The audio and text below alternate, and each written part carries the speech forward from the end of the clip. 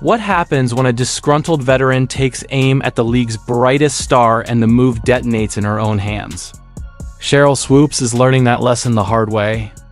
After years of pushing questionable narratives about Caitlin Clark, the WNBA reportedly reached its limit and removed Swoopes from all broadcast roles. Not just fever-related coverage, but across the board. Now facing a steep fall from influence, she's attempting to reframe the situation and distance herself from the backlash, yet fans aren't convinced. This didn't start overnight. Criticism has followed Swoopes for years, and Clark's rapid ascent simply pulled the curtain back. The contrast is impossible to ignore, and the consequences feel inevitable. So what do you think? Are these outcomes justified, or has the reaction gone too far? Sound off in the comments. But it looked like you got fired, bro. It looked like she got fired. I just gotta keep it real. It looked like she got fired. Being a hater of Caitlin Clark and the Indiana Fever in Clark's rookie season, even insinuating that players would flee the team because of the attention around the... Swoopes crossed a line the moment she went after people who came armed with facts, not feelings. Her fixation on undermining Caitlin Clark escalated when she began circulating claims about Clark's college numbers that simply didn't match the public record. This wasn't debate or commentary anymore. It was the repetition of inaccuracies about statistics anyone could verify in seconds. That's when Nancy Lieberman stepped in. The Hall of Fame icon shut it down immediately, publicly laying out Clark's actual numbers and dismantling the misleading narratives point by point. Lieberman didn't hedge or play politics. She corrected the record with authority and clarity. You think being publicly checked by someone of her stature would have prompted a pause or a reset. But that moment only exposed how deep the miscalculation really was. I got off the train and I talked to the friend and I said, you can say my opinion about it.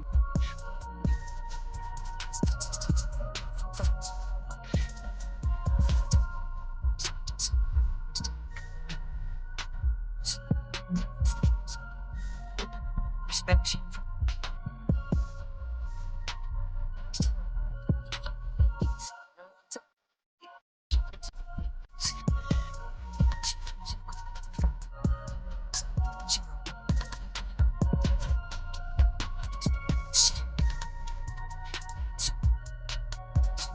Yeah.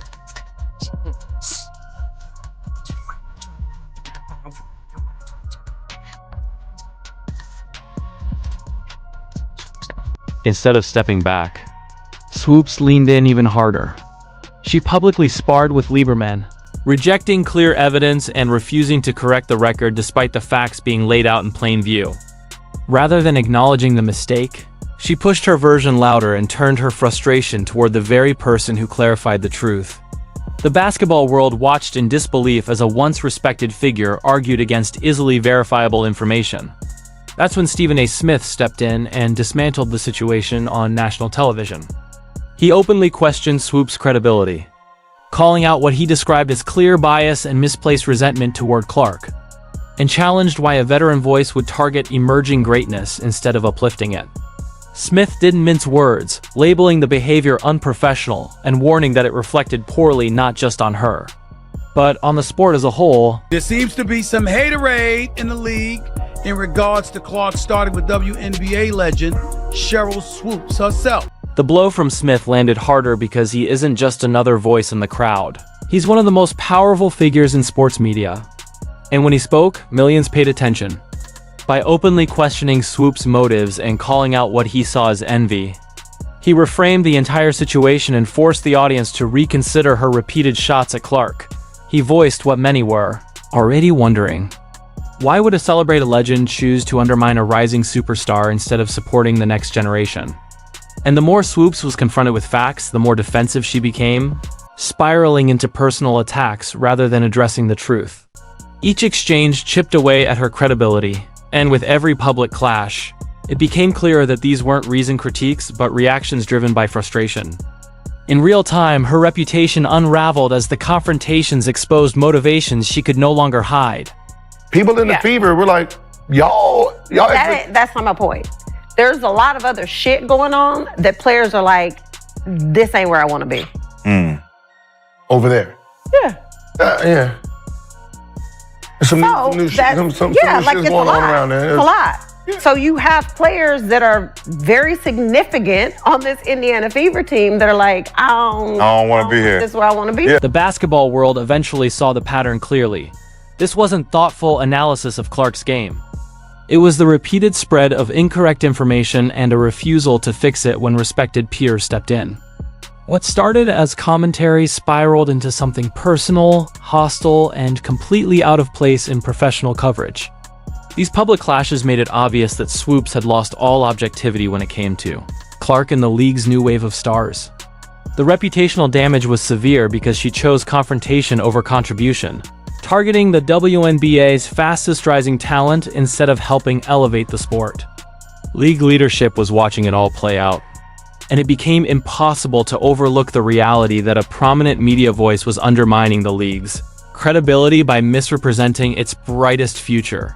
And obviously, you guys remember last year when Dallas had to pretty much say, hey, you can't broadcast the Indiana Fever game after the little comments and things you had the game before. Or something like that. Yeah, I believe it was that. And Nancy Lieberman was the one who pretty much confronted Sheryl Swoopes about the whole situation and let her know, like, hey, we got to keep it this, we got to keep it that, keep it about basketball. The WNBA's decision to part ways with Swoopes surprised no one familiar with her past. Because this wasn't an isolated incident, it was the latest chapter in a long pattern. Concerns about her conduct have followed her for years, and the league ultimately recognized what others had already learned through difficult experience. Go back to 2016, when Swoopes was leading the women's basketball program at Loyola University Chicago, and the warning signs were already there. Problems escalated after the university received multiple reports questioning how players were being treated, raising serious concerns about leadership and accountability. What should have been a supportive environment for young athletes instead became a source of distress, forcing administrators to step in. That episode didn't disappear with time, it resurfaced later as context, showing that the issues surrounding Swoopes weren't sudden, but long-standing and deeply rooted. Loyola University basketball coach Sheryl Swoopes, she's under investigation, accused of mistreating players. The college coach is not only under fire, but under investigation after reports that the majority of her roster has decided to leave. After a formal review, the university determined the complaints were serious and credible enough to end her tenure outright. Swoopes was removed from the program after investigators concluded she failed to uphold the basic standards of respect and professionalism expected of a college coach. Instead of providing guidance and support, the environment under her leadership reportedly became tense and unproductive, leaving the very athletes she was meant to mentor feeling discouraged rather than empowered. What should have been a formative, positive chapter in their lives turned into a difficult experience. And the decision to move on sent a clear message that conduct matters just as much as credentials. Just because you are a great player doesn't make you a great coach. Former Loyola basketball player Kate Sohn says Swoopes caused the players to live in fear, that she routinely threatened that they would lose their scholarships or she would cut them from the team. It made it hard to play. It wasn't about working hard and having fun anymore. It was about surviving. Fast forward 8 years to 2024, and the same pattern resurfaced only. This time the spotlight was brighter, and the focus shifted from college athletes to the WNBA's most electric new star. The behavior didn't evolve.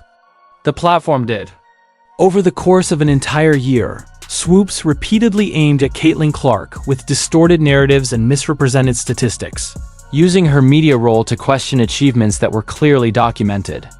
What should have been informed analysis turned into a sustained effort to minimize success and redirect attention away from what was drawing fresh energy and fans to the game. The through line is hard to miss, once as a coach with authority over young players and later as a broadcaster with a national microphone. She leveraged influence in ways that fueled tension instead of growth. In both moments, the opportunity to uplift the sport was there, and in both moments, it was replaced by conduct that did the opposite. That she mistreated players. It was the environment she created I was belittled, humiliated, made to feel extremely small. Head coach since 2013. Last year, 5 of her players reportedly transferred to different programs. And this year, a reported 10 of the team's 12 players aren't planning on coming back. The college dismissal should have been a clear warning, but instead of changing course, she simply found a new stage to repeat the same destructive habits. She went from fracturing team environments at the college level to attempting to undermine the reputation of the WNBA's biggest attraction, proving that while the platform changed, the behavior didn't. Fans began connecting the dots between her past firing and her relentless focus on Clark, and it became obvious this was never about fair analysis or honest critique. It was a personal agenda, one that had already cost her a job once before. As the pattern became impossible to ignore, league leadership was forced to confront a hard question. Could they allow someone with this history to keep using a prominent role to damage the league's image and target its most valuable stars? By then, Swoopes had already demonstrated what happens when that kind of influence goes unchecked in basketball. We've got a Sheryl Swoopes switch up. I think, either you get on the bandwagon or you get left behind. Swoopes has hit rock bottom, pulling a move that would have seemed impossible just months ago. After a year spent undermining Caitlin Clark with lies and twisted narratives, she suddenly appeared on ESPN lavishing praise on Clark and calling the Indiana Fever an amazing team. The reversal is as glaring as it is.